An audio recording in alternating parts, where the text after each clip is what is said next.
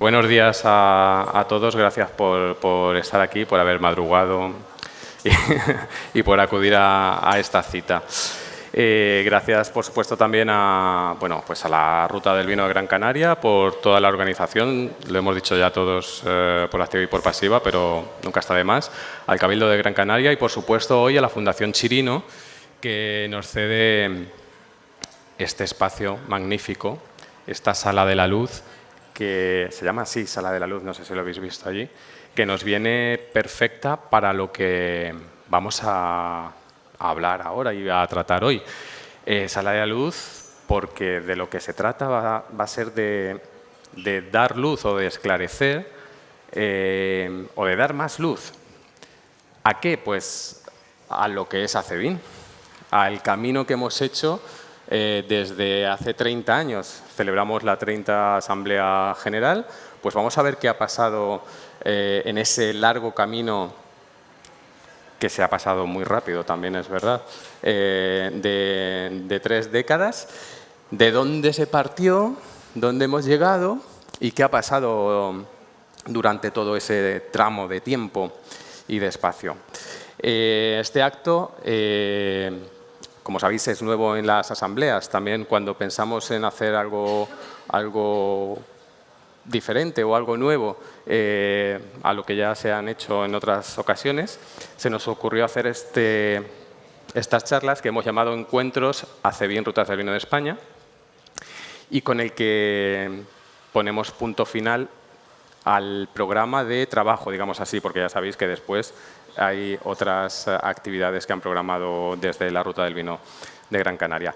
Bueno, pues estos encuentros Acevin Rutas del Vino de España nos lo planteamos, pues eso, como un foro de discusión, de reflexión entre nosotros, que cada vez nos conocemos más, las rutas, los socios, pero que en las asambleas, desde luego, ya habéis visto el ambiente que se crea y que creemos que es muy interesante, muy importante, todos los lazos que se crean de otra manera. Pues que este foro, que seguramente se vuelva a repetir en las siguientes asambleas con otros participantes, pues que se instaure, por así decirlo, para, pues eso, como un espacio de debate y de reflexión.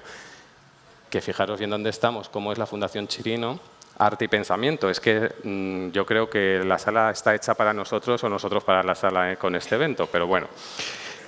Bueno, pues para esta primera edición de estos encuentros Acevin Rutas de Vino de España, pensamos, bueno, pues ¿a quién tienen que estar? ¿Quién tienen que ser los ponentes?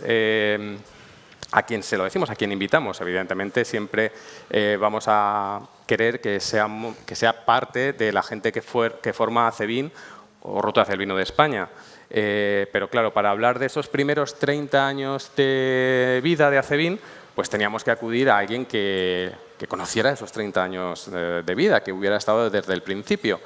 Y bueno, pues quienes nos acompañan esta mañana, todos los conocéis, pues es que cumplen esas características, además de otras muchas que nos vienen al pelo. Bueno, no necesitan presentación, como se suele decir, pero es Jesús Camacho, director técnico de Acevin, y Javier Iglesia, que es experto en desarrollo rural y promoción turística y hasta hace poquito, antiguo técnico del área de promoción de empleo y turismo de Aranda, del Ayuntamiento de Aranda de Duero. Entre otras muchas cosas igualmente, porque el currículum de ambos es extenso, pero lo que nos importa ahora a nosotros es su relación con el enoturismo, con Acevin y con Rutas del Vino de España. ¿Qué es Acevin? Decíamos, ¿no? Para focalizar un poco la charla de hoy. Yo voy a dar simplemente datos tipo Wikipedia de lo que sería Acevin y ahora después vamos a ver si todo eso se sigue manteniendo o ha evolucionado mucho más. Acevin es una asociación público-privada sin ánimo de lucro, que casi tiene ya 30 años de vida. 30 años, es la 30 asamblea, pero Acevin se fundó en 1994, con lo cual nuestro 30 aniversario en realidad es el año que viene. Forman parte de Acevin ayuntamientos, comarcas, mancomunidades, diputaciones, cabildos y todos unidos con un objetivo común, que es potenciar el desarrollo social, económico, cultural, rural de los territorios vitivinícolas de España, de nuestro país. Como decía, se creó en 1994, tiene 114 miembros, 76 de ellos de pleno derecho, socios ordinarios, y 42 socios colaboradores. Actualmente la presidencia la tiene Alcázar de San Juan y bajo el paraguas de Acevín y las rutas del vino de España hay más de 800 municipios de todo el territorio nacional. Esto supone que el 13,5% de todos los municipios de España están dentro de Acevín. Apuntaos esa cifra porque yo creo que hay que ir diciéndola con orgullo, ¿no? O sea, 13,5% de todos los municipios de España forman parte de Acevín y de Rutas del Vino de España. Y luego también contamos con más de 2.300 empresas y 734 bodegas de todas las que hay en España. Están dentro de la marca de Acevín y de Rutas del Vino de España. Bueno, como decía, esos son los datos tipo Wikipedia. Pero vamos a empezar ya con la charla en sí. Vamos a remontarnos a ese año 1994, en el que se crea la Asociación Española de Ciudades del Vino. En Sanlúcar de Barrameda se firma, con unos municipios fundadores. Inmediatamente después vendrían otros. Voy a recordar los que fueron los primeros. Sanlúcar de Barrameda, que es el lugar donde se firmó. Alcázar de San Juan, Aranda de Duero, Chiclana de la Frontera, el Puerto de Santa María, Sant Sadurní d'Anoia, Vilafranca del Penedés, Tomelloso y Villafranca de los Barros. Como digo, inmediatamente después entrarían otros muchos y, sobre todo, cuando lleguemos a la creación de las rutas, veremos también cuáles fueron las primeras en incorporarse. Pero bueno, vamos a eso, 29 años atrás en el tiempo. Nos vamos a Sanlúcar de Barrameda, aunque creo que incluso tenemos que remontarnos un poquito antes, ahora nos contarán. ¿Cómo llegamos? ¿Cómo llegamos allí a Sanlúcar de Barrameda? ¿Con qué idea de firmar esos estatutos de la creación de la Asociación Española de Ciudades del Vino? Jesús o Javier. Bueno, realmente no hay que remontarse más, me temo. Hay que remontarse al año 92, aunque se venía creando relación entre municipios que tenían unas características bastante similares en tamaño, en el tipo de economía que sustentaba las ciudades estas, como Aranda de Duero, que tiene un tamaño muy parecido al Alcázar de San Juan. En aquel tiempo Vilafranca del Penedés también tenía un tamaño bastante parecido al nuestro. Y bueno, no sé si recordaréis que después de los Juegos Olímpicos y de la feria esta universal de Sevilla, pues hubo una crisis brutal, una crisis tremenda, ¿no? Y entonces los ayuntamientos, que entonces no tenían competencias nada más que a la hora de alcantarillado, alumbrado, cementerios y poco más, pues no les llegaban, tenían un gran problema de paro juvenil, y no solo de paro, sino también de salud juvenil, porque había en aquel tiempo muchísimas adicciones y bueno, no tenían ninguna expectativa de empleo y esto, y por lo tanto pues empiezan y las políticas del Estado no llegaban a las ciudades, entonces pues los alcaldes se ven compelidos a hacer cosas para atender a sus ciudadanos, ¿no? Para dar respuesta a la demanda y generar expectativas nuevas y tal. Y es entonces cuando sí que los ayuntamientos empiezan a pensar en cómo hacer esto, ¿no? Y entonces, bueno, empezamos con programas de empleo, y yo creo que Javier, igual que yo, empecé en un programa de empleo con las famosas escuelas taller como profesor, y después, bueno, el Ministerio de Trabajo en aquel entonces dio un salto más, que fue los módulos de promoción y desarrollo, que era crear un grupo de técnicos multidisciplinar, pues que fueran capaces de diseñar proyectos, de dar respuesta a esto. Y es entonces, y ya le dejo a Javier que continúe, cuando establecemos relación sobre todo con Barcelona, que en Cataluña en esto estaban bastante avanzados, y había además en aquel tiempo un jefe de servicio del Ayuntamiento de Vilafranca del Penedés, Roberto Lavandera, que era, bueno, luego fue diputado en el Parlamento catalán y fue también director general de promoción económica de la Generalitat, que era un auténtico crack, era un visionario, y entonces es cuando entablamos relación con él y nos abrió las puertas también de Barcelona Activa, y es bueno, pues cuando empezamos a trabajar en red. En aquel tiempo realmente no pensábamos, por lo menos en Alcázar de San Juan, que claro, en el medio de la península, en La Mancha, no tenemos ninguna tradición turística, ni pensábamos en abrir una cuenta de negocio en este sentido, solo empezamos a trabajar básicamente en temas de empleo. No sé, Aranda, cómo... Bueno, lo que decía Jesús es cierto. Los años 93, 92 y sobre todo 93 empiezan a llegar fondos europeos. Hay una cierta expectativa de cómo financiar y qué cosas hacer, y yo creo que aquí es justo decir que desde Vilafranca del Penedès se actuó de alguna manera como motor del proyecto, también apoyados por Sant Sadurní d'Anoia. En nuestro caso había una conexión con el ayuntamiento a través del concejal de promoción de entonces, se llamaba Fernando Escudero, y una conexión rápida con Alcázar y algún ayuntamiento grande de Andalucía.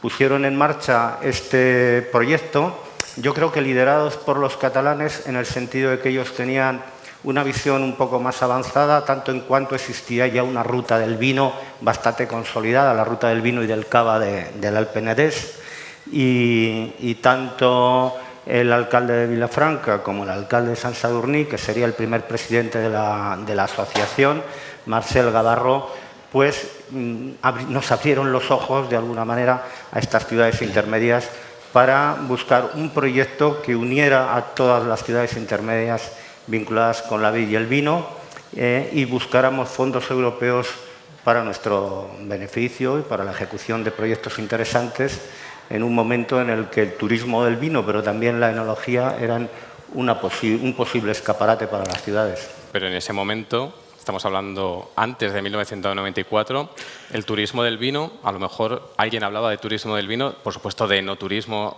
yo creo que casi ni existía la palabra, nadie hablaba de enoturismo, y lo que acabas de decir tú de la ruta del vino que existía en su momento en Penedès, estaba empezando, y después ya vendría dentro de Acebin el tema del Club de Productos Ruta del Vino. Hasta eso, vamos a ver que hay un largo camino también que se recorrió y donde se hicieron otras muchísimas cosas dentro de Acebin hasta llegar a la creación del Club de Producto. El turismo del vino es casi tan antiguo como el turismo. Ayer vimos una bodega que hacía turismo en 1912. Podemos decir incluso que casos como este existen muchos. González Díaz, en fin, Torres,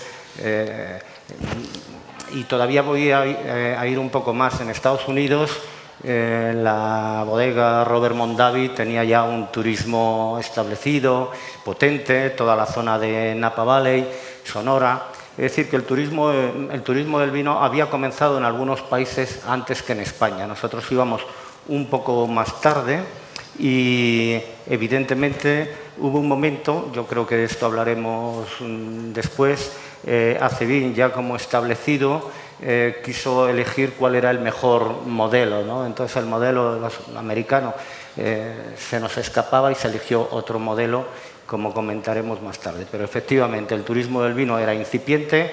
Aquí no se hacía turismo, se hacía muy poco enoturismo, y los que lo hacían no sabían que se llamaba enoturismo. Exacto, eso es lo que decíamos. La bodega Cosme Palacios en La Rioja, la bodega no sé, Torremilanos en Aranda, el Fabulista también en La Rioja. Algunas bodegas de este tipo estaban empezando a hacer turismo. Luego también había algunos museos del vino que habían comenzado a trabajar, el Vinseum, por ejemplo, aquí en Canarias, la Casa del Vino de Tacoronte. En fin, era todo muy inicial, ¿no? Y entonces no existía todavía una... Muy bien, pero vamos a... Eso vendrá. Vamos a situarnos de nuevo en Sanlúcar de Barrameda con la formación. Llegáis allí, ¿quiénes fuisteis? ¿Quién se inventó Acebin? O sea, ¿con qué objetivo se inventó? a iniciativa del Ayuntamiento de Vilafranca del Penedés, de Alcázar de San Juan, Tomelloso, incluso también fue municipio fundador, Aranda de Duero, y realmente fue el germen de la asociación fue, insisto, para dar respuesta a problemas que ocupaban entonces a los alcaldes. Y bueno, y si leéis los estatutos, en los objetivos que persigue, pues ahí quedó plasmado. Bueno, los estatutos que tenemos ahora no se modificaron en el año 2010, porque en el año 2002 la Ley de Asociaciones obligó a modificar los estatutos, a adaptarse a la ley, que lo hicimos en Vilafranca del Penedés, que ahora si veis los estatutos que tenemos están firmados en Vilafranca del Penedés, pero fue para eso, para dar respuesta a problemas que teníamos en las ciudades y sobre todo para crear un grupo de presión, para que las demandas que hiciéramos a la Administración General del Estado y a las entonces incipientes comunidades autónomas que tampoco tenían unas competencias muy definidas y eso, pues crear un lobby, un grupo de presión.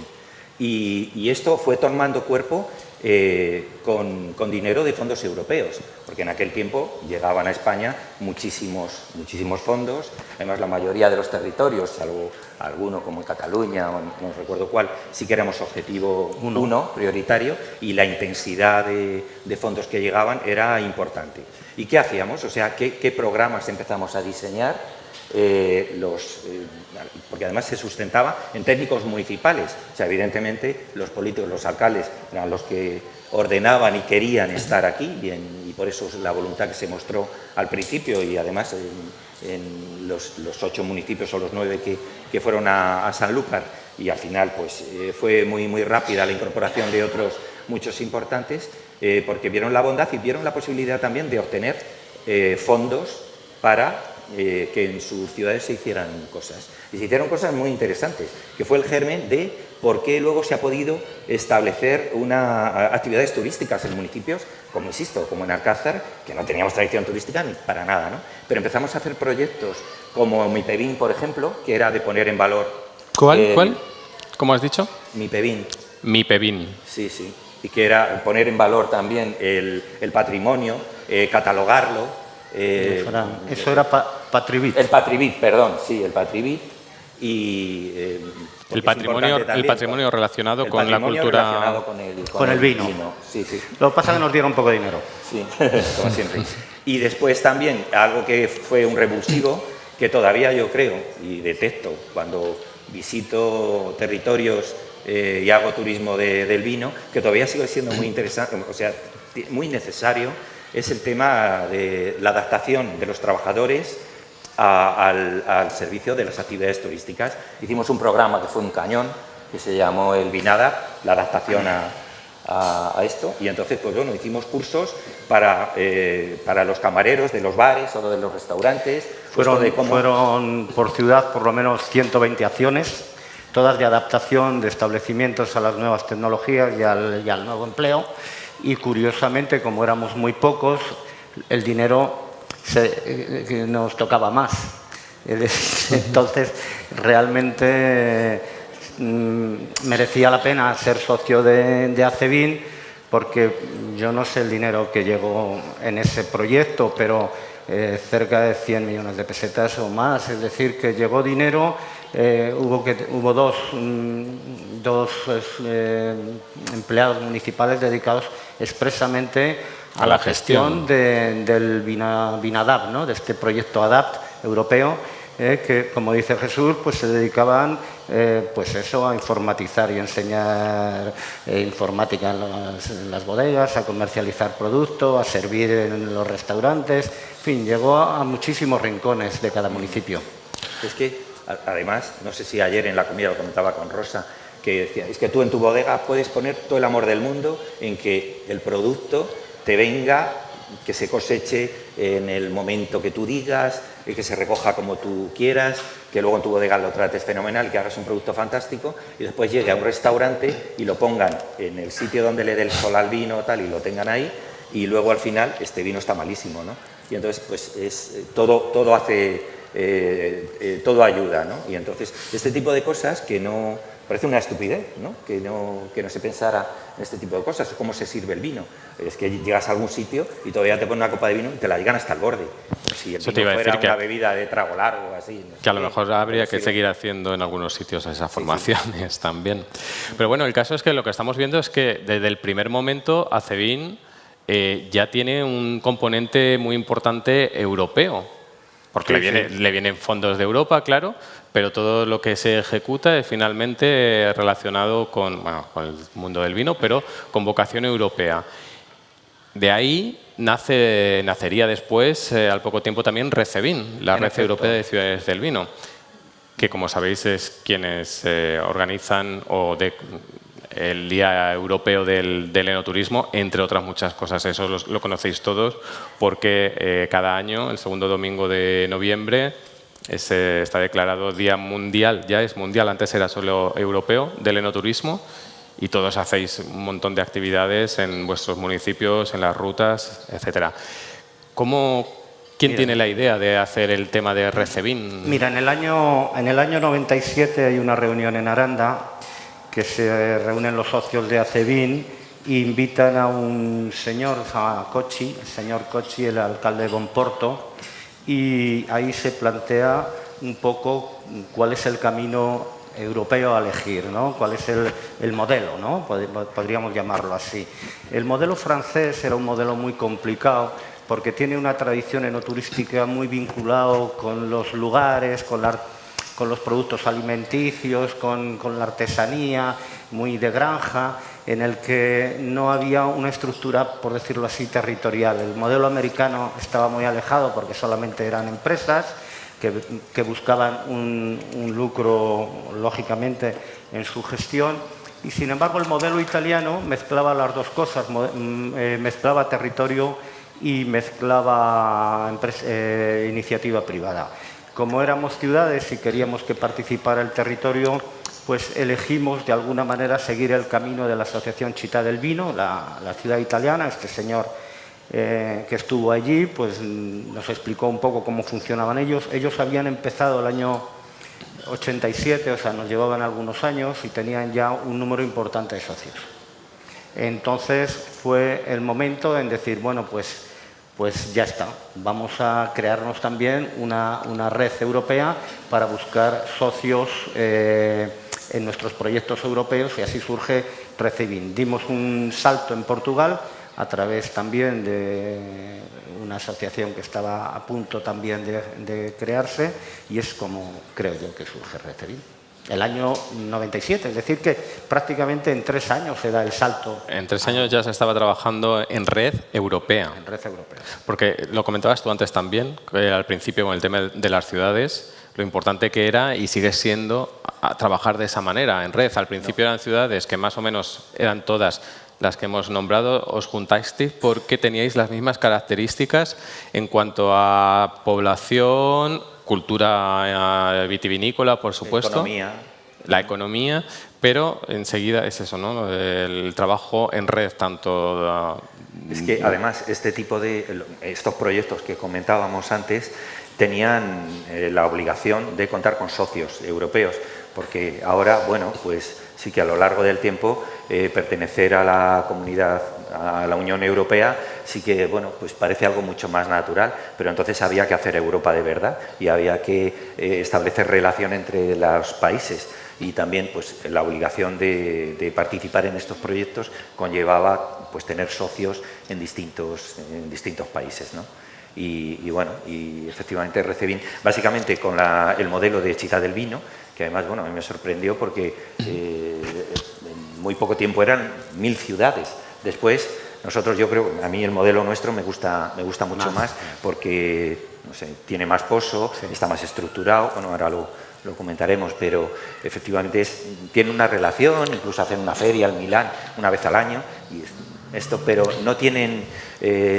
bueno, tienen, además, lo bueno que tienen es que, lo que comentamos ayer un poco, y que creo que al final de esta jornada podemos también comentar, hacia dónde o cómo tenemos que estar, si tenemos que tener una estructura de gente que tire de esto, o bueno, seguimos con el modelo que es más voluntarista que otra cosa. Ellos sí que tienen una oficina que está en Siena, con una estructura de gente que tira de toda la asociación. Claro, son muchos y, bueno, pues esta es la cuestión. ¿Y cuántas ciudades has dicho que forman parte? 1000 ciudades tenían en 1000 ciudades Ciudad del Vino. Sí. Hace años. No está No mal. está mal. No está mal. Bueno, pues avanzando con todo esto, después, bueno, pasarían todavía unos cuantos años, pero, como decías tú al principio, con el tema, la idea que ya dejó ahí Penedès, se empieza a pensar en las rutas del vino, la creación de un club de producto, de rutas del vino en España, de España. ¿Cómo surge esto? Bueno, el germen lo has dicho tú, pero ¿cómo fue evolucionando luego? Bueno, como veis, al inicio el tema del turismo no era central, no era Era más de formación, bueno, formación, empleo. patrimonio, nos interesaba Empleo. mucho el patrimonio, la recuperación del patrimonio enológico. Luego también, como lobby, pues hacíamos algunas manifestaciones a favor del viñedo. Como pasa ahora, veíamos una serie de amenazas con el tema del wine moderation. Es decir, que había unos elementos que nos unían, obviamente, pero el turismo era uno más, ¿no? ¿Cómo surge Rutas? Bueno, pues de una manera similar. Vemos que hay un nicho de mercado y hay una posibilidad de trabajar en el tema del turismo del vino. Está claro que era un elemento que estaba emergiendo, es decir, que la sociedad parecía que nos estaba llamando. Había algunas iniciativas ya muy puntuales. Es verdad que nadie hablaba de turismo del vino entonces, aunque se hiciera turismo del vino, en el sentido de que, oye, pues quien sale a disfrutar, si va a una zona no turística, pues prueba buenos vinos y prueba su gastronomía. Pero eso no estaba bien estructurado, entonces surge de esta manera. Vamos a hacer un proyecto y cómo lo enfocamos, ¿no? Y es entonces cuando yo creo que en este sentido el papel de los técnicos fue muy importante. Algunos técnicos que ya no están en la asociación, que no están, obviamente, incluso alguno ha fallecido, que empezamos a diseñar cuál sería el modelo. Y el modelo pasaba por la creación de un manual de producto que generara, de alguna manera, qué establecimientos y qué territorios podrían acceder a ese destino enoturístico que empezamos a llamar Rutas del Vino en el año 98, 99. Sí, bueno, realmente, por contar también, porque ha pasado por fases, ahora tenemos una gerencia, tenemos la posibilidad de contar con técnicos que nos ayudan a mejorar para darle visibilidad a la asociación y tal, pero entonces no se tenía una gerencia y sí que, si leéis los estatutos, cabía la posibilidad de crear un secretariado permanente. Y entonces sí que se creó un secretariado permanente que estaba, bueno, el técnico que dice que falleció, Antonio de Jerez, estaba Jordi Cuyás de Vilafranca, estaba Manuel Soliño de Cambados y bueno, estaba yo, y después entró Javier en este secretariado permanente. Y éramos también lo que tirábamos de los que proponíamos a la Junta Directiva, a los alcaldes que formaban parte de la Junta Directiva, pues los proyectos nuevos. Como en aquel tiempo los fondos social europeo, los fondos estos para formación y para empleo se estaban agotando, pues empezamos a idear otra manera de hacerlo. Entonces, el tema del turismo nos parecía que era abrir una cuenta de negocio muy importante en los territorios. ¿Cómo lo hicimos? Bueno, pues el modelo de Italia, ese es el que primero nos llamó, porque el francés, como ya ha contado Javier, el modelo de terruño, tal, no era el modelo adecuado, porque realmente no establecía vínculos en el territorio, sino como cosas muy individuales. Y entonces lo que pedimos fue una entrevista con el secretario de Estado de Turismo entonces.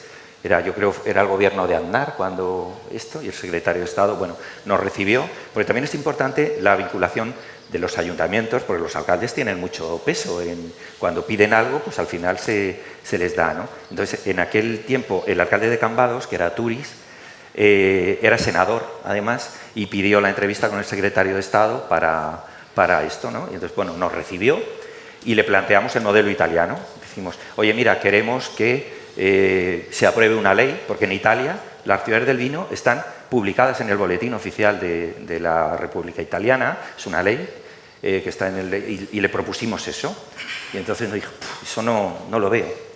Esto de una ley, buah, esto nos vamos a meter en un follón que no, yo creo que no lo vamos a sacar adelante. Pero os propongo otra cosa, os propongo que generemos unas normas de autorregulación. Siempre que seáis capaces de hacerlas vosotros, y yo lo que puedo hacer el Ministerio, es contratar asistencias técnicas.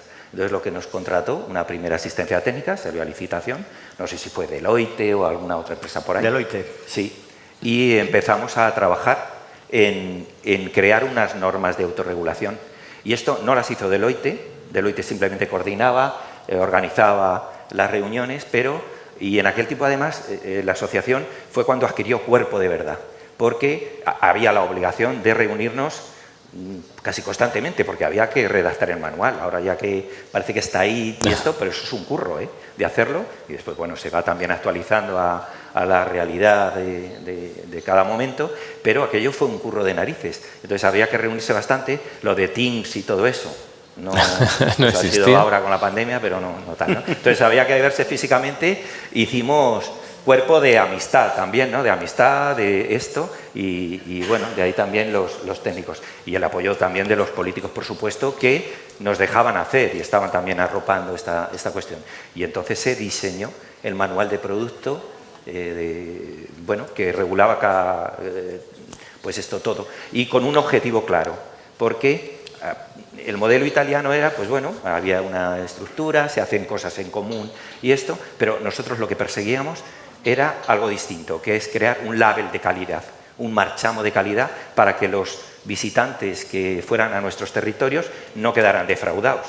Y además eso también servía en el territorio para que se pusieran las pilas, porque claro, los prescriptores, los empresarios, pues bueno, porque yo no sé, la mancha de las bodegas, pues para ver un aseo que se pudiera entrar un visitante era complicado por ahí encontrar, vamos, que no existía. Entonces, hasta desde eso tan básico a todo, pues se fue gestando, y si querías, y ahora ya lo veis, que tenéis que renovar las certificaciones, tenéis que mantener estos labels de calidad y ir a más con unos criterios básicos. No os voy a contar a vosotros, que sois los expertos. Lo curioso, yo creo, no sé si vosotros pensáis igual, es que parece que estáis hablando del Pleistoceno y eso es hace una década o dos. Sí. Ahora todos los tenemos súper asumido y nos parece que, pues claro, como no va a haber en una bodega un baño, cómo no te va a atender alguien, o cómo, pero claro, no era tan evidente todo esto. No era evidente, y es que lo del baño no era tan fácil. Tú date cuenta de que tenían baños, pero para los trabajadores. Esto en el manual de producto, no sé cómo estará ahora, no se permitía. Había que tener un baño para el público, obviamente, que no fuera el lugar donde estuvieran ahí las cabinas y los buzos. Además, tenía que haber un baño para hombres, otro para mujeres. Las bodegas tuvieron que adaptarse a esas condiciones. Las bodegas normalmente tenían, por poner unos casos que os voy a decir a vosotros, pero vamos, las rejillas para poder andar. Una persona que llevara tacón o tal no podía moverse por ahí. En fin, hubo que hacer no solamente un manual, no solamente un esfuerzo entre nosotros, sino también los propios establecimientos tuvieron que hacer un gran esfuerzo por adaptarse a estas nuevas circunstancias, que eran circunstancias que muchas veces para ellos eran un esfuerzo económico, pero también un esfuerzo de aprendizaje. Es decir, ahí entre todos fuimos aprendiendo realmente lo que había que hacer. El manual de producto yo creo que fue fundamental, porque nos unió y luego nos hizo más grandes. Es decir, nos hizo más grandes en el sentido físico, pero también en la presencia, ¿no? La presencia como entidad, de alguna manera, referencia en España del enoturismo. Además, ese manual de producto, creo que lo conocéis todos, es referencia no para nosotros solamente, sino que en el Ministerio lo tienen como referencia a la hora de compararlo a lo mejor con otros clubes de producto u otros productos turísticos que van surgiendo. Entonces, yo creo que hay que sentirse muy orgulloso, ¿no?, de eso, ¿no?, de ese documento que desde el Ministerio de Turismo lo tienen como referencia. No lo tienen como referencia solo, es que es propio, porque también la bondad es que, bueno, después como siempre hay cambios políticos, pero todos los gobiernos y todas las autoridades de turismo españolas pues lo han asumido como propio, y el marchamo que tiene es que nos avala la Administración General del Estado, y eso no lo tiene cualquiera, y eso además hay que mantenerlo. Yo ayer, cuando hablábamos de la poca ayuda que nos daba la Secretaría, que es como esto de mucho te quiero, perrito, pero tan poquito, ¿no?, en esto. Pero bueno, en cualquier caso sí que mantienen una subvención nominativa, y eso nos posiciona de una manera diferente. Incluso, que bueno, no sé si lo teníamos para hablarlo, pero también cuando el Ministerio de Agricultura, que también tuvimos una colaboración muy estrecha en su momento, tuvo un problema, no sé, bueno, en el momento que se prohibió la publicidad de alcohol, pues bueno, pues los prescriptores, los bodegueros del país pues presionaban al Ministerio porque no entendían, no lo entendían como un producto alcohólico, aunque lo sea, sino como un alimento, bueno, aquello que se le vio. Entonces, para poder seguir haciendo visible, para valorizar el mundo del vino y del consumo del vino, el Ministerio se acordó de nosotros. ¿Por qué? Porque teníamos esta relación también, dábamos esta garantía de solvencia, porque previamente teníamos al Ministerio de Industria y Turismo con nosotros, ¿no? Entonces empezó a ayudarnos económicamente para esto, ya que no podía hacer publicidad en la radio, en la tele o en los periódicos o en las revistas, pues para que desde ACEBIN se hicieran acciones para esto, y esto también fue una colaboración interesante que lamentablemente se va perdiendo poco a poco, pero bueno.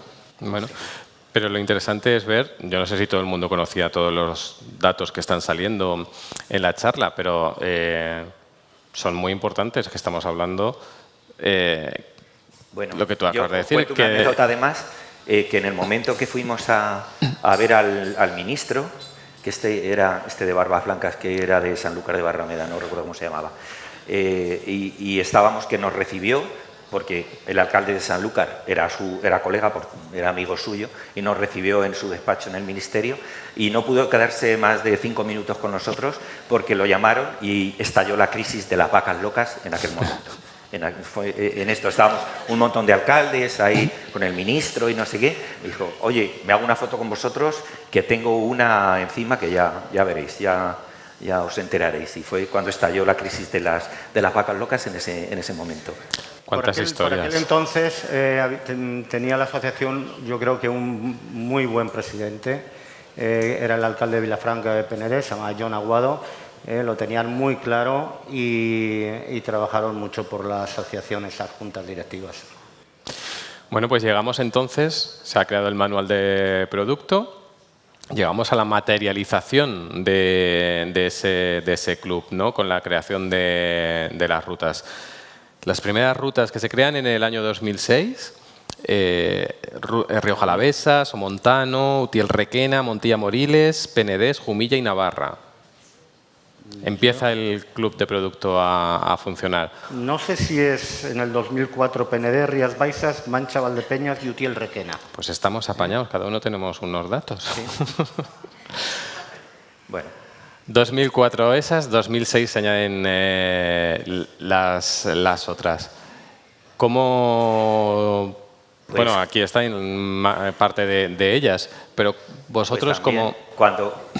Hubo un momento que ya cuando teníamos el manual de producto diseñado, pero sí pedimos a la Secretaría de Estado que siguiera manteniendo la intensidad de apoyo, la intensidad económica que hacía, y que entonces las asistencias técnicas sirvieran para ayudar dentro de los territorios a que se fuera conformando el producto Rutas del Vino. En ese momento se pidió a los socios que se postularan quien quería recibir una asistencia técnica para eso, para poner en marcha el producto en el territorio. Pues bueno, lo que hace ahora un poco Fernando con las nuevas rutas también, que cuenta lo que es, la bondad y esto, ¿no?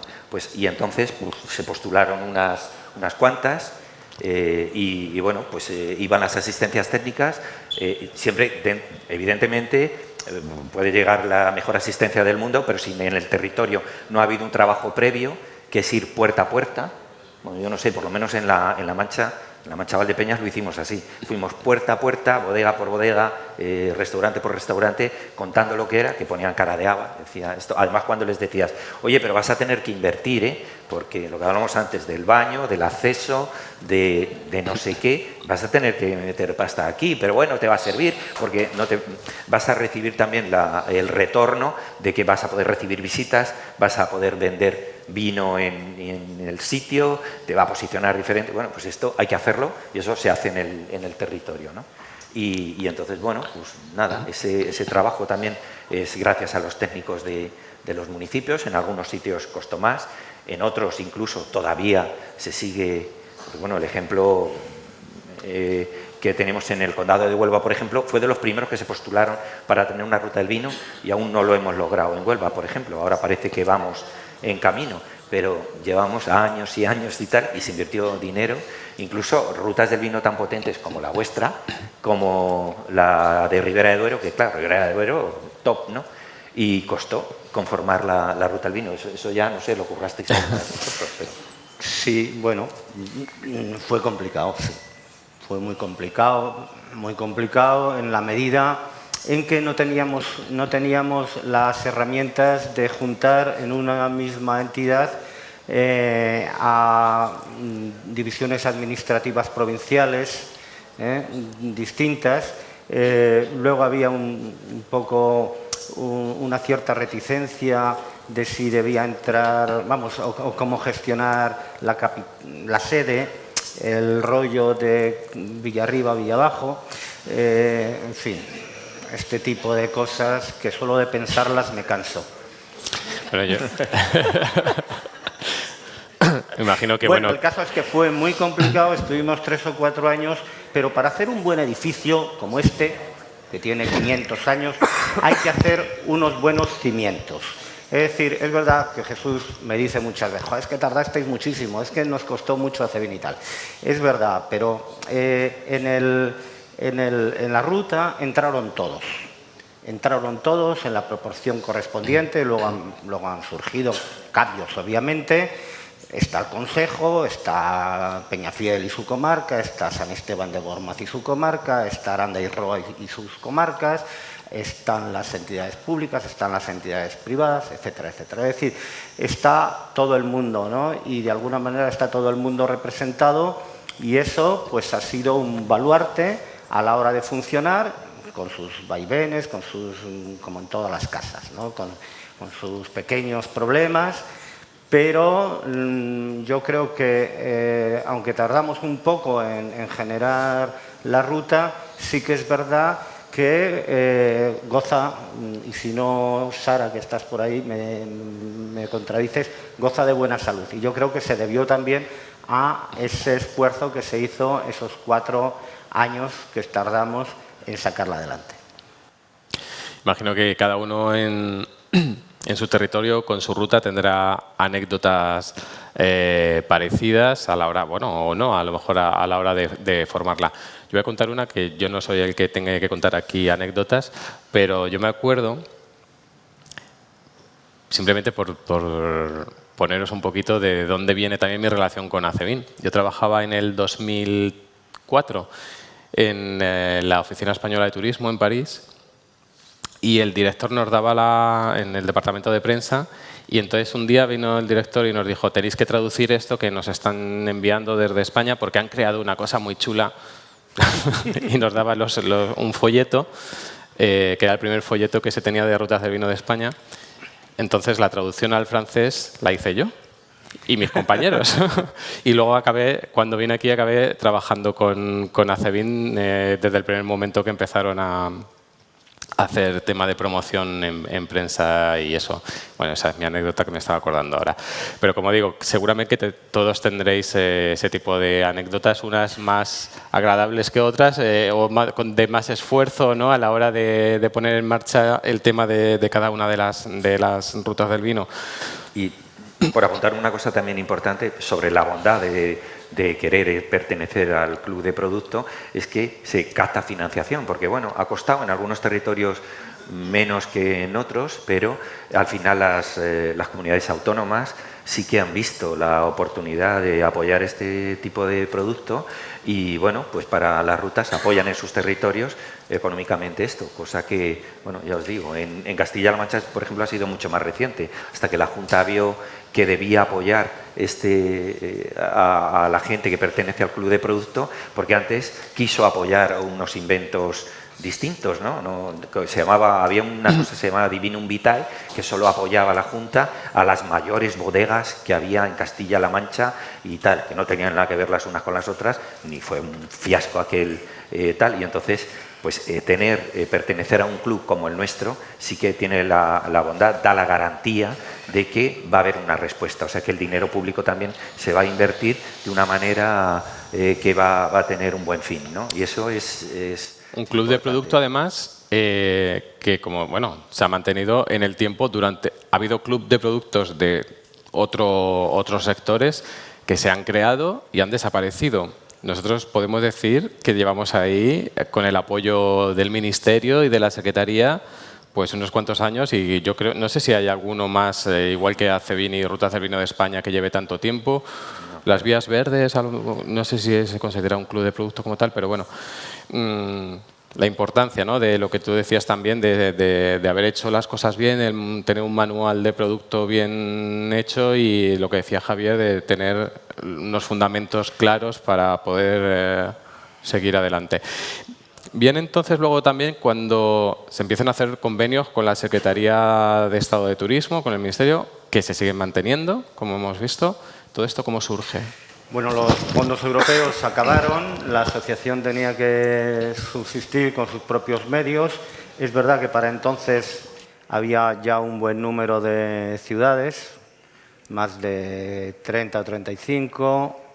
Luego empezaron las primeras rutas, pero claro, esto no era suficiente. Entonces, obviamente, nosotros ya teníamos presencia en algunas ferias y en algunos mercados, incluso internacionales.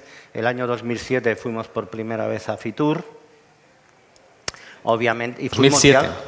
y fuimos ya como grupo. La verdad es que... ¿Quién estaba por allí en 2007 en Fitur con el stand de Tour España? ¿Alguien se acuerda? Bueno, que estaba en Tour España, no, perdón, con el stand de Rutas del Vino de España. ¿Nadie se acuerda de eso? Había muchas copas que lavar, ¿eh? ¿Te acuerdas de las copas que había que lavar? Yo creo que un gran salto de imagen, la primera vez que fuimos cada ruta ponía un mostrador. Fuimos un poco, por decirlo así, como un pequeño reino de taifas. Eso luego fue cambiando y en vez de ir con mostradores de cada ruta ya fuimos como un producto único, ¿no? Yo creo que eso fue un gran salto adelante, ¿no? Luego también hicimos en esa época, no sé si es ese año o un año siguiente, hicimos la presentación de Rutas del Vino de España en Madrid, ¿en dónde? En el Reina Sofía, no, en el Thyssen. En el Thyssen. Museo Thyssen. En el Museo Thyssen. Yo creo que esa fue nuestra gran puesta de largo porque tuvo una repercusión mediática enorme. Ya además había un número importante de rutas certificadas. Y entonces es muy importante lo que dice Jesús porque también nos pasó en Castilla y León. Las comunidades autónomas todavía no nos habían visto, tenían además la tentación de crear, por decirlo así, productos enoturísticos de la comunidad autónoma, es decir, enoturismo de Castilla y León, y trataban directamente con las bodegas. Cuando por fin el director general, en una reunión que me acuerdo perfectamente, porque además nos dieron un plan de dinamización, se dio cuenta de lo importante que iba a ser la ruta del vino Ribera del Duero, aceptaron, por decirlo así, nuestro proyecto y inmediatamente después surgieron otras muchas rutas del vino que la Comunidad Autónoma de Castilla y León, si no me equivoco, ahora tiene 9 rutas del vino, es decir, el mayor 9 en Castilla y León, número ¿verdad? de rutas del vino de España. Y esto fue porque el director general de entonces, que estoy intentando recordar, pero que no me acuerdo, hizo un cambio de mentalidad y yo creo que pues funcionó también como un vocero, como un escaparate para tener presencia en la comunidad autónoma. Y luego además nos han copiado, ¿no? O sea, no me refiero a las comunidades autónomas, nos han copiado quienes han querido hacer cosas como Acevin y Rutas del Vino de España, planteando, no sé si conocéis algún caso, imagino que sí, pero no sé hasta qué punto lo conocéis. No se trata aquí de hablar de quién no está aquí, pero bueno, para que todo el mundo sepamos que sí, que somos inspiración para otros, que nos copian, mejor o peor, yo creo que no muy bien, pero que bueno, también hay que tenerlo en cuenta a la hora de cuando aquello de busque, compare y si encuentra algo mejor, cómprelo, que no sé si hay gente que sabe de lo que estoy hablando. Soy un poco viejo, me estoy dando cuenta. Sí. Perfectamente. Pero Vamos, yo nunca encontré amenaza en alguna operación extraña de estas que ha habido. Sí que en algunos comités de gestión de las rutas del vino, sí que los técnicos alguna vez manifestaron inquietud, porque decían, oye, es que esta gente va a hacer no sé qué, estaba no sé cuántos, o ha organizado. Yo nunca me sentí, nunca sentí que fuera una amenaza real, porque entiendo que es tan potente lo que tenemos. Bueno, es tan potente que no nos damos cuenta de lo que tenemos y de la potencialidad que tiene es brutal. Ojalá que se pueda mantener en el tiempo, que se pueda asentar en el tiempo, porque entiendo que es... Y sobre todo, bueno, porque es que aparte de todo, hay un ambiente de trabajo entre todos. Yo creo que nos da... Por lo menos a mí me pasa, ¿no? Cuando vengo a las asambleas, cuando voy a la reunión, me encanta veros. A mí me gusta eso, os veo de higos a peras, ¿no? A Juan Pedro lo veo una vez al año, de tal, o a... no sé, y eso también me parece que ayuda.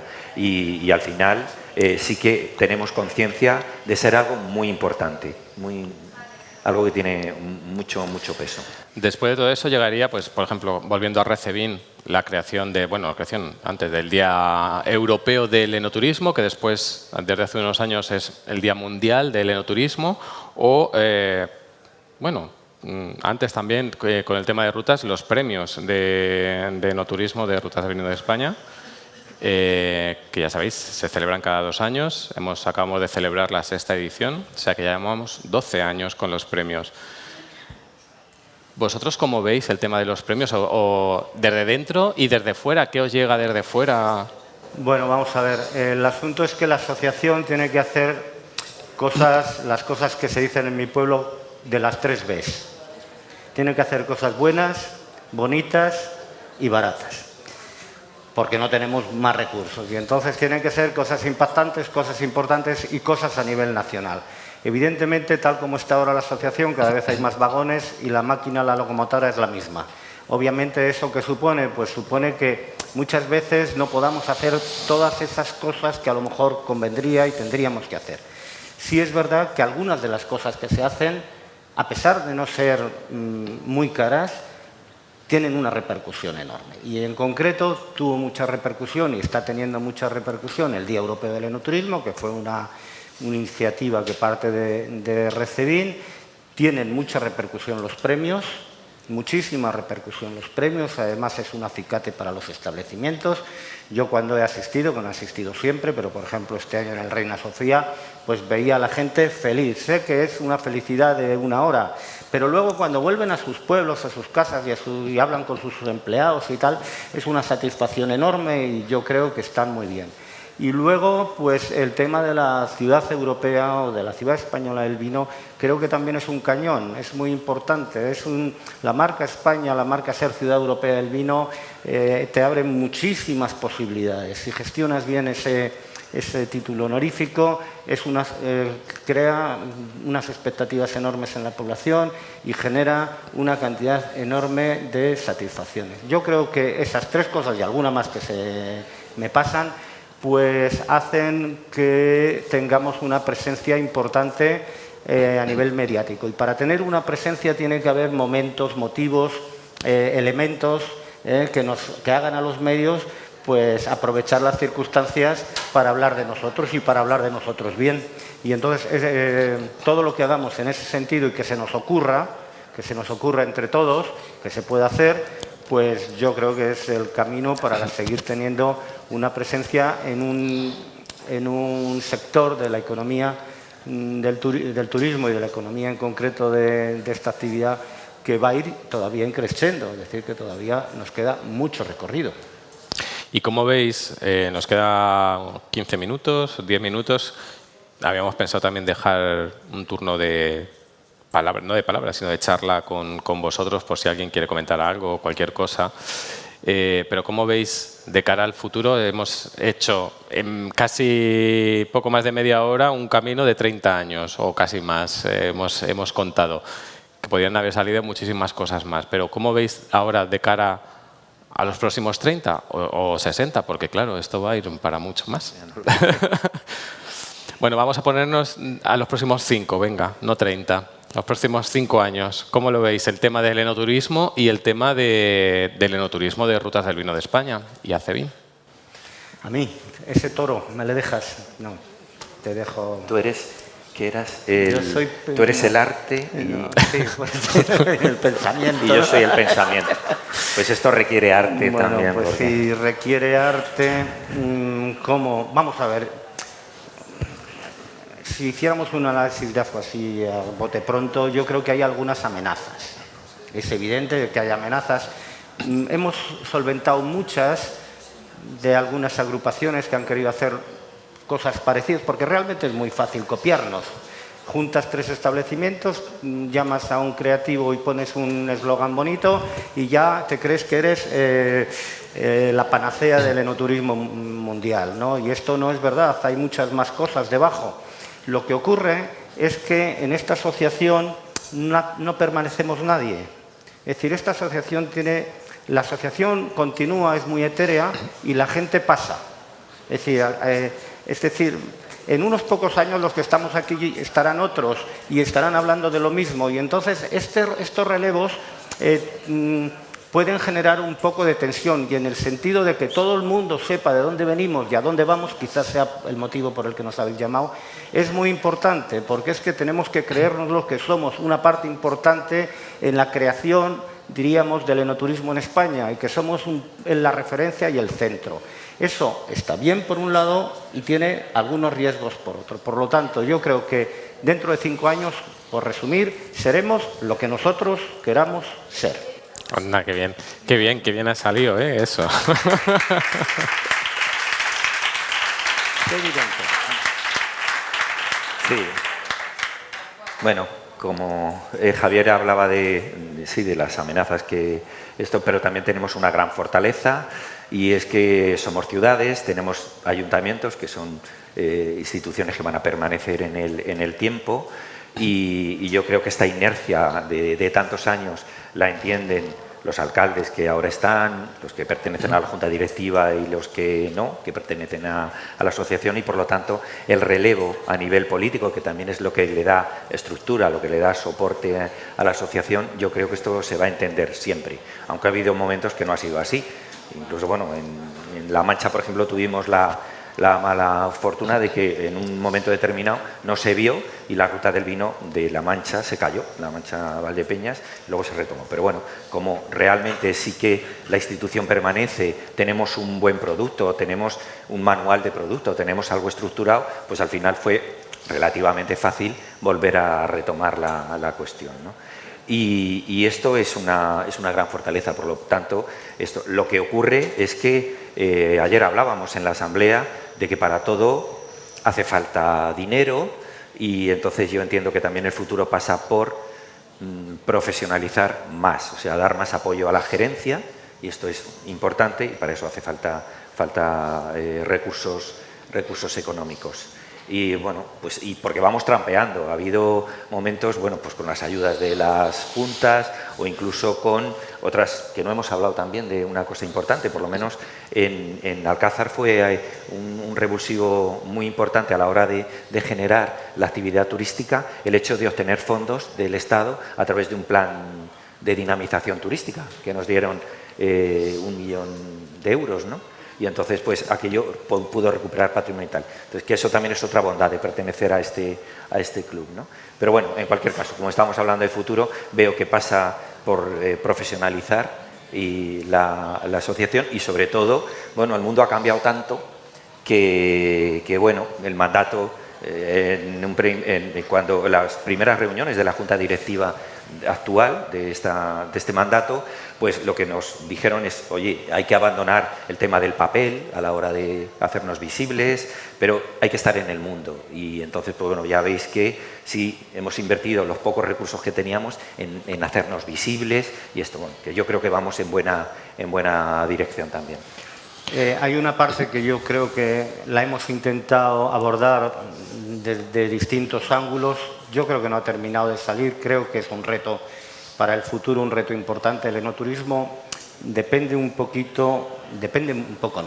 mucho de las instituciones y, por lo tanto, de los ayuntamientos, pero depende también de la empresa privada. La empresa privada tiene que ver un reporte, un retorno, ¿no? Y entonces es lógico que tanto las personas que trabajan, tanto las personas, los técnicos de ACEBIN como las personas que trabajan en las rutas sean profesionales, estén bien pagados, estén bien reconocidos, ¿no? Bien reconocidos y yo creo que si no, no merece la pena. Es decir, ser ruta del vino para estar trampeando no merece la pena. Las rutas las rutas necesitan potencia y tiene que sobrarles algo para que además ayuden a ACEBIN.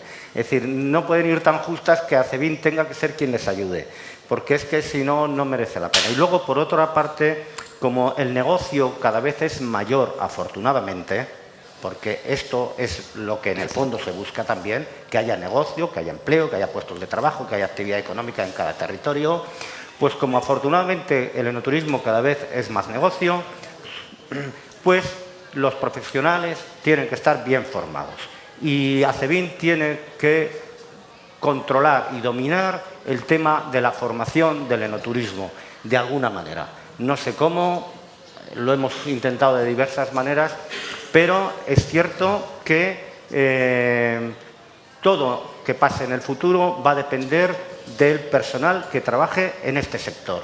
Y este sector, estos trabajadores tienen que estar bien formados y tienen que saber que ACEBIN es la referencia, quien certifica y quien valida su formación laboral. ¿Quieres decir que desde dentro hay que creérselo más? ¿Cuál, perdón? ¿Quieres decir que desde dentro hay que creérselo más? Porque yo creo que todos los que ahora mismo están, los gerentes, todos son profesionales no digo top. tanto que se lo deban creer más, sino que, por ejemplo, pues ahora, pues yo que sé, hay un máster de enoturismo en no sé dónde, porque está claro, bueno, tenemos ahora un congreso en Tarragona los días 21 y 22, en primavera en Logroño también hay una conferencia de enoturismo, acabamos de venir de la feria del enoturismo. Todo esto cada vez moviliza mucho más personal. Esas personas son de alguna manera los que hacen el enoturismo y los que están en relación directa con el cliente. Nosotros tenemos que tener presencia de alguna manera en todo ese personal.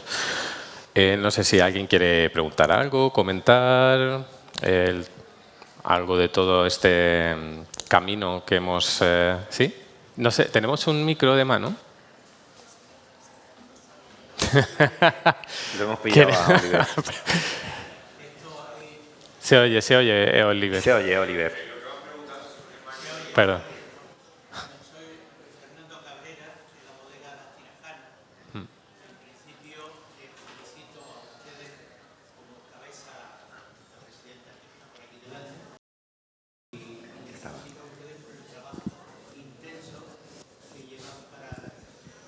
Años mantener esta institución, porque es institución ya, ¿no?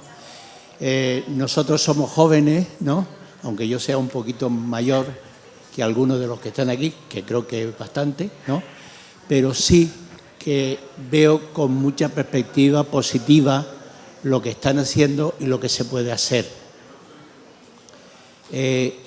Les voy a preguntar, aparte de esta felicitación general, la competencia entre los dos ministerios, que cuando hablamos de ministerio pasamos desde el Ministerio Nacional al local y al provincial, pues siempre hay, como comenta nuestro compañero, hay mucho pique, ¿no?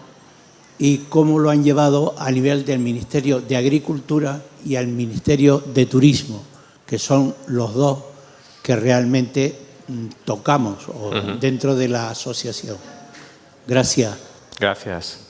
Bueno, realmente el Ministerio de Agricultura vio, como os he contado, la oportunidad en un momento determinado, y fue entonces cuando llamó a nuestra puerta y mantuvo el apoyo hasta que le convino.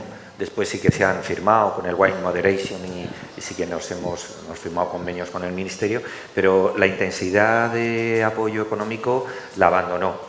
Incluso, no sé si recordáis que a los premios venía siempre el director general, uno de los directores generales del Ministerio de Agricultura, y ya dejó de hacerlo. No entienden que es un producto que apoye directamente al vino, que es lo que ellos entienden, bueno, lo que entienden que es su competencia, y por lo tanto pues no lo ven. Realmente no hay un pique entre el Ministerio, se lo han dejado a esa parte de la Administración General del Estado, al Ministerio de Industria a través de la Secretaría de Estado de Turismo, y no esto. Entonces apoyan, sí que hacen acciones en los territorios a través de las asociaciones profesionales del mundo del vino, pero nosotros estamos no nos llega a esto. ¿Alguien más quiere comentar algo, preguntar? Espera, que te damos el micro. Gracias. Bueno, respecto a lo que estabais... Bueno, soy Francisco, Ruta de Vino de Madrid. Respecto a lo que estabais hablando, creo que es muy importante lo que habéis dicho de que hicisteis al principio un programa donde estabais dando esa formación a los profesionales de hostelería, profesionales de enoturismo. Para ese servicio sería muy bueno poner en marcha ese programa, y seguramente habrá fondos líder, fondos europeos que acogerse para hacer ese tipo de programas y ponerlo otra vez en activo. Creo que es muy importante, sobre todo donde tenemos las rutas, cuando llega el visitante, que se encuentre un camarero, un servicio bueno y le sepa poner el vino, como ha dicho Jesús, que en estos momentos se da, digamos, tiene mucha visibilidad y para las rutas sería muy importante. Sí, totalmente de acuerdo, sería muy importante. Lo que pasa es que es muy difícil gestionar este tipo de formaciones así desde ACEVIN. Yo creo que las rutas ahí tienen también su trabajo en el campo territorial, en el campo local, y hay que buscar fondos o mecanismos, estrategias para hacer esto, porque en el tema de la hostelería, también en el tema de bodegas, pero el tema de la hostelería está pasando unos problemas enormes, una crisis enorme. El personal normalmente viene sin formar, permanece poco tiempo en el establecimiento, en fin, parece que todo el mundo vale y realmente no es así. Es decir, cuando vas a un destino te das cuenta de que, pues bueno, pues a lo mejor es muy bonito, tiene un diseño precioso y hasta tienen buenos vinos, ¿no? Pero luego, pues en vez de servirte, te los echan. En el vaso, digo. ¿Algún comentario? Esther.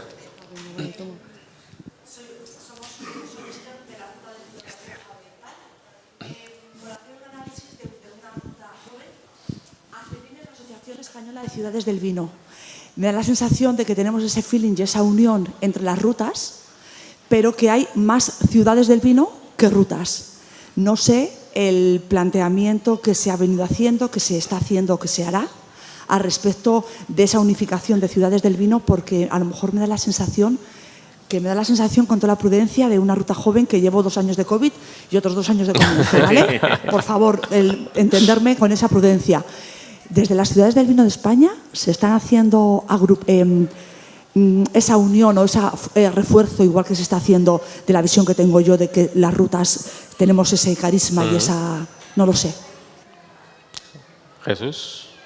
Bueno, es efectivamente, también lo hemos comentado, que el club de producto ha ganado tanta importancia que casi, bueno, tiene más importancia que lo que se hace, que lo que se trabaja para las ciudades también. Lo que vuelvo otra vez a lo mismo, ¿no? Que los recursos los recursos técnicos que hacen falta para poner a disposición de los intereses de los municipios, de las ciudades que forman parte de la asociación, pues son muy mínimos, ¿no? Y la demanda de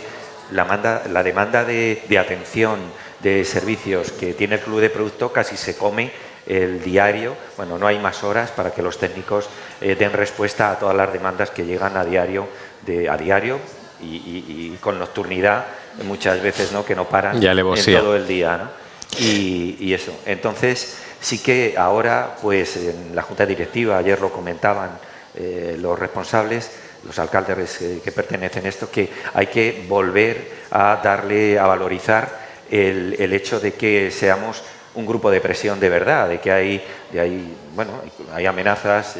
También ayer la presidenta comentaba, estuvimos en Bruselas cuando fue Raquel, junio del año pasado, por ahí, ¿no? Bueno, estaba también Óscar y cuando tuvimos reuniones con europarlamentarios, pues estaban muy preocupados los europarlamentarios del sur, porque la OMS, la Organización Mundial de la Salud, ha publicado un informe que dice que el vino es cancerígeno. Tócate las narices, ¿no? El vino, los productos alcohólicos que llevan alcohol, y el vino lo tiene, es tal. Con lo cual hay una oportunidad para los países del norte, los que su economía no depende tanto del mundo del vino, en el que dicen, ¡wow, fantástico! Eso no hay que apoyarlo nada. Desde Europa no hay que darle un solo euro a esto, porque hay que invertir el dinero en cosas que nos convengan a nosotros, a la gente del norte. Y esto no es baladí, es algo muy potente. Y entonces ahí también debe estar la asociación con sus municipios, que son los que sus economías dependen también de esto, los que tienen que estar al quite. Y efectivamente, bueno, ayer se comentó que se ha mandado una comunicación, se mantiene relación con los europarlamentarios portugueses, españoles, italianos, para hacer grupo de presión allí también, y que esto no suceda. O sea, los fondos que se queden donde están, y que esto, pues que no se tome como que se siga pensando en el vino como lo que es, como un producto cultural, como parte de los alimentos, y que no supone realmente ninguna amenaza para la salud. Bueno, esto es un ejemplo más esto, pero también hay otro tipo de cosas, porque de lo que comentaba Javier antes, es que esto sí que sirve para fijar población al territorio, para generar economía en los territorios. Esto sí que sirve de verdad. Y es que parece también que los políticos a nivel del Estado están constantemente, la España despoblada. No, pues, pero habrá que hacer algo. Y esto se apoya muy poco cuando realmente sí que sirve. Es una herramienta muy potente, insisto, para generar economía en el territorio y fijar población en el territorio. A lo mejor... Ay, perdón, Javier. Por añadir una cosita breve, es muy importante en todos los territorios, de alguna o de otra manera, territorios del vino me refiero, se genera una ordenación territorial diferente. Es decir, afortunadamente en los lugares donde hay vino hay comarca, y en los lugares donde hay comarca hay una estructura administrativa pequeña, pero en torno a una capitalidad comarcal, y eso genera flujos, genera relaciones entre el mundo rural y la propia localidad intermedia. Esto es muy importante si en el futuro quieren dar solución al problema de la España vaciada. Solamente un apunte que a lo mejor también va por lo que ha preguntado Esther. Precisamente la creación que vamos a hacer ahora de la ciudad, el título de Ciudad Española del Vino, que atañe a las ciudades, a los municipios que son socios, va a fomentar eso justamente, la relación más estrecha, igual que se tiene entre las rutas, va a fomentar la relación entre los municipios, que es verdad, claro, son muchos más, es más difícil estar todos en un mismo sitio a una, pero evidentemente yo creo que eso también puede ser un acicate para la cuestión que plantea Esther, y ojalá vengan más después como esas. Exactamente. Exactamente. ¿Algo más?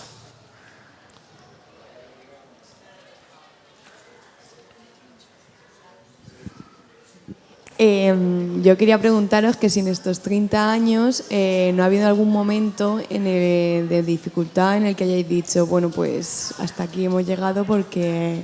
Si en estos 30 años ha habido algún momento ya gordo de dificultad en el que se haya dicho hasta aquí y nos vamos. Gracias.